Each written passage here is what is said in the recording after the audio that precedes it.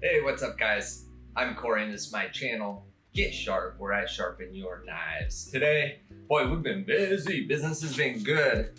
I just wrapped up Jeremy's 3 axes. Last night we filmed the this guy, and I got burnt out, and I didn't have the energy to hone the edge on the Tormek, and it's just been such a busy day. I just went and did it without filming, but man, that edge is nasty now, and I'm excited to hear what he thinks of this thing too. But yeah, we're all done with those, and first thing this morning, I went and met with Colin, who's into fishing, and he handed this bag off to me. So we're gonna, on this video, I'm gonna walk you through how my assessment, what I do for my customers when they send me knives. So that's the game plan. First things first, I'm gonna grab my, so you know what? I took it with me because I was thinking I was gonna do it with him, but we're on the side of the road. He lives a bit out of the way, so I met him kind of halfway. And this is my Get Sharp knife assessment form. This is where I can put the date, my customer's name, description of the knife, type of steel, current edge angle, condition, customer instructions. In Colin's case, it's do a good job. I'm teasing. Said it way more eloquently, didn't that? And my notes. So I'm not gonna do one of these for every single knife. No one's gonna watch that. So let's just go through, let's see what's in this bag. Let's see if there's anything cool. Oh yeah, nice. Okay, we got a big old fillet knife. Got a kitchen knife, a mystery knife, a bigger kitchen knife,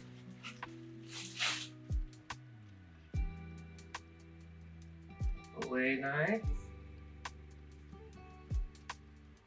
So Puget Sound is one of the best spots for salmon fishing. And I think this year we're having the silvers run through. So that'll be fun. I imagine that's probably why he's reaching out right now, because he's gonna be processing a bunch of salmon here within the next month.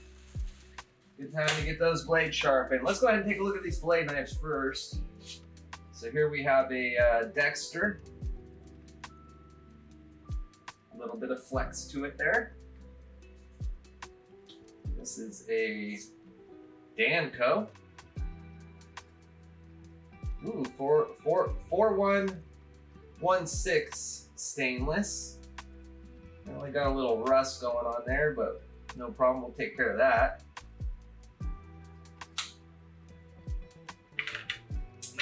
And another Dexter.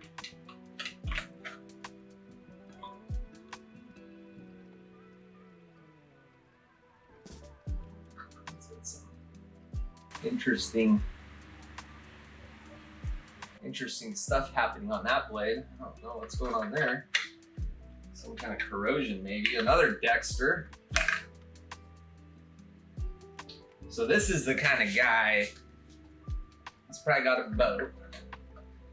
So he's probably got some buddies that want to go fishing. And guess what? If I owned a boat and I took my buddies fishing, we caught a boatload of salmon, I'd be like, guess what guys? Here's your knife, here's your knife, here's your knife, here's your knife. I'm gonna crack a beer while you guys process them. I don't know, Colin, you'll have to let us know if that's what these are all for, or how you use them. Okay, so we've got 4 fillet knives. And let's leave this mystery one for last. This one's got a nice little protector. And this is a, oh no way, it's got my initials on it, CB. I was wondering where I left this thing. Shoot, there it is. I'm just teasing. Okay, so we got a nice little Shun knife here. We see a lot of Shuns come through here. And then we've got another Shun.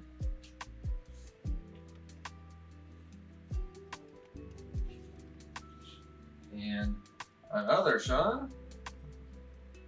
My initials again. And last but not least, I'm gonna assume this is the paring knife of the group. What do you know? Nice little paring knife there. So he let me know that he purchased these a long time ago, back in his culinary arts days, and they've seen better days and they just need some love. They need some new edges. So we're gonna hang on to these paper towels. I probably won't wrap, I'll probably make little cardboard sleeves for them, maybe. We'll see what kind of mood I'm in. But if I'm too wore out, maybe we'll just reuse these. But if you watch my videos, you know I don't like to waste paper towels. And every time I pump my gas, I grab about 3 of them from the gas station. I mean, I feel entitled. I just put 50 bucks in the tank. Like I'm taking some paper towels from my sharpening business.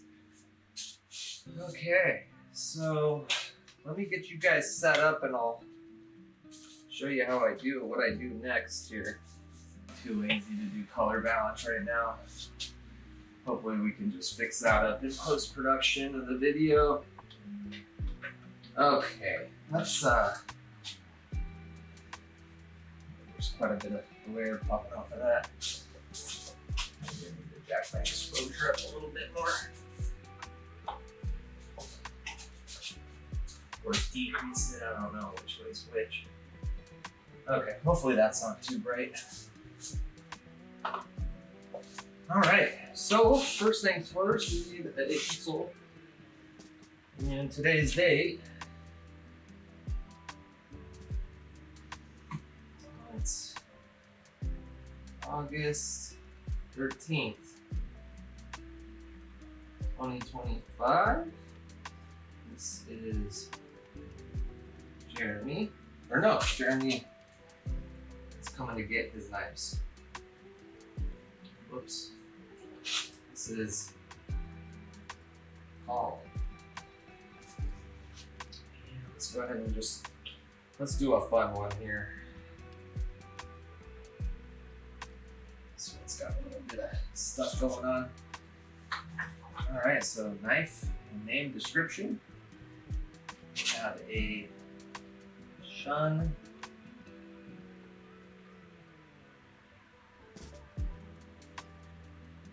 EM0706.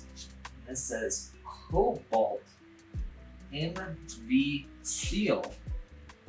Interesting. Yeah, I was expecting, what is it, VG, the stainless, or not the VG. I forget off the top of my head what these typically are, but we could actually look real quick.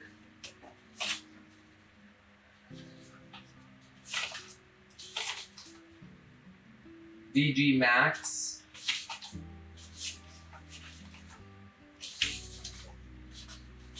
Yeah, VG Max or VG 10 is what they usually are. But not these ones. And I'm not familiar with Cobalt NV steel. Cobalt NV steel. Current edge angle. Okay, I can't do this in the frame of the camera, but I'm gonna use my laser edge reader to see where they're sitting at right now. I'm gonna do this away from the lens so I do not burn it. There's sensors in these cameras. Yeah, we're not gonna get a good reading. This is pretty common with knives that need attention. Trey's knives came up like this, and there's so many, they're just so out of shape you can't get a good reading. If I remember correctly, I think Shun does 16 degrees out of the box. I'm gonna have to do some research on this steel. And I have this one spot, pictures taken. That is a reminder for myself, so that I'm getting pictures of any damage. I always like to look at the handles to see if there's cracks, because I imagine, like, what if, especially with those hinkles and the black handles, what if someone doesn't ever notice the crack and they bring them to me, and then I notice the crack because almost all of them have one. I sharpen them, they get them back, and they're like, "Oh, you cracked my handle." I could be like, "Well, I actually took pictures right off rip." And what I'll do, like in this case, I'll take probably one little close up. I'm like, actually with Colin, I'm not. He and I did this in person. He saw these chips. He knows they're there. And I did not explain to him that means I'm gonna have to shave a bit of steel off, but I could just tell he's a smart guy. He knows. But some customers, maybe I will probably point that out to them right off. Like, hey, that's a pretty good sized chip there. I'm gonna have to take this much off. Da, da, da, da. So, yeah, let me let the camera cool down for a second, and let's do a little research on Cobalt MV steel, because this is exactly how I treat every single knife before I sharpen it. All right, welcome back, guys. So I did a little research on Cobalt MV steel, and boy, you're not gonna believe this. This steel is only found in the testicles of dragons. No, wait. Sorry, wrong channel. So this is just a marketing name. They came up with it because it sounds friggin' cool. Cobalt MV steel. It's VG10. So yeah, that's what it is. So current edge angle, we got no clue. Or not, it's not tackle. Can't measure. Dan Shun. What did we do in the past with Shun? I know I looked it up. So we can go look back at Trey's paperwork. I want to say it was 16.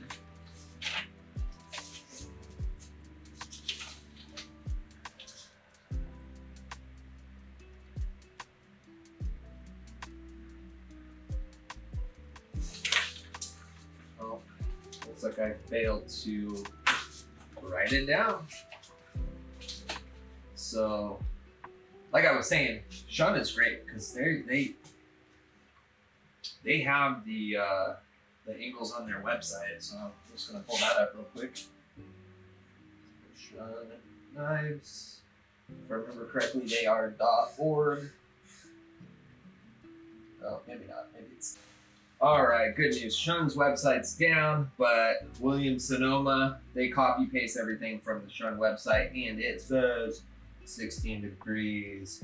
So out of box Shun blades.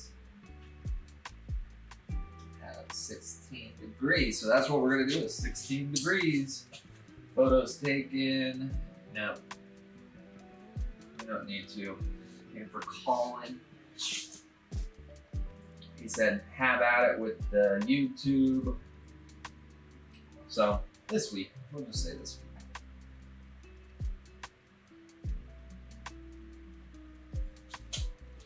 Overall condition, we got chips on apex. Chips on edge. Normal portion.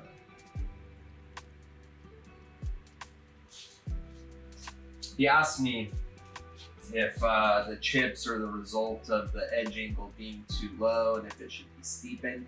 And I think it's just, again, You know, you're in the kitchen, you just got done chopping the salad up, right? Let's say we're in the kitchen and we're chopping salad with this knife. Chop, chop, chop, chop, chop, chop, chop, chop, chop. And then you look over and you're like, oh shoot, the steak. You grab the steak and you start taking the fat off and there's a piece of bone or something, so you whack that. Well, you used the wrong knife for the wrong purpose, and guess what? You got a chip. That's my take, is the chips are most likely just, you know, you're using the wrong tool for the wrong job, and that's what happens. So unfortunately, it's just kind of common with Shun knives. I mean, pretty much any high-end, all these really high hardness blades, they always have chips on them. I mean, it's not a big deal. You just don't want to eat them. So yeah, guys, that's my process. All right, guys. So that's general overview of my process. And then when I'm done with the knives, I'm gonna outline like the steps I took during the process. So it's gonna look like grinded 400 grit, followed up with 800 grit, and then step 2, thin the burr on Japanese waterstone, 2000 grit, so on and so forth. And you know, I think it's just, it takes time to do this, sure. And you know what? I've already accepted the fact that if I break this down to how much am I making per hour, it's just gonna discourage me. And it's not, for me right now, it's not about that. You know, this is more of a passion project. And yeah, so I don't care taking the extra time. And what other sharpener is doing this, right? So it's just a way I can elevate my service. And I've got great feedback about it too. All my reviews on Google have been positive. I got a couple that mentioned that they like this. I know Trey was all about it because he agreed with me. Like, if there's something about his knives, he's using them every day. They're his lifeline, you know what I mean? That's how he feeds himself. And if there's something he ends up not liking about a specific knife, boom, we can pull up my sheet and look at what I did, and then we can talk through it and say, hey, what kind of adjustments do we need to make? So yeah, I think it's just a win-win-win-win-win. And one way I do save time, like, this is an entire set of Shun, so I probably won't make one for every single knife, you know, because they're all gonna go through the same exact process. I'm pretty sure. I'm gonna just go double check that all these knives all come with 16 degrees, because if they do, that's what I'm doing. Who knows better than Shun what edge angle they should be at? I don't know if that's a wild assumption to make, but yeah. And yeah, I'll start filming these shortly. We'll grind a couple on the Beaver with silicon carbide. See ya.